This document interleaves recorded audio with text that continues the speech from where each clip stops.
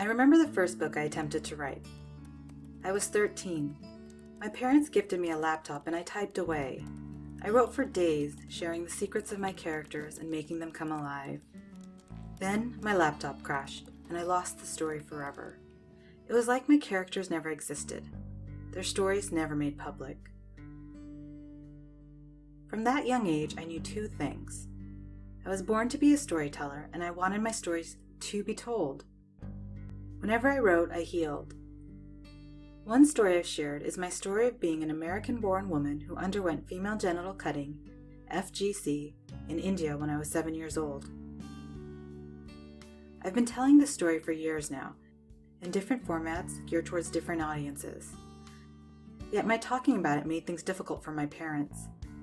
How could I have known that their fellow community members would ask them, "Why does your daughter feel the need to air dirty laundry in public?"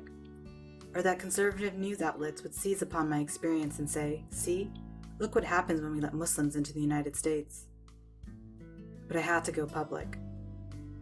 When I started researching the topic in 2008, the information I found focused on girls living in small villages in African countries. None of the anecdotes and none of the data resembled me or my experience.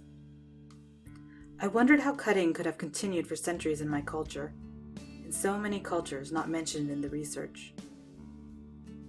My mother had done it to me because she believed it was for the best. It was celebrated, cherished in Bora community. At the time it happened to me, there was no federal law in the US preventing female genital cutting. Today, I help women tell their own stories of FGC. Some have spoken of the pain, hurt, chaos. No stories are identical.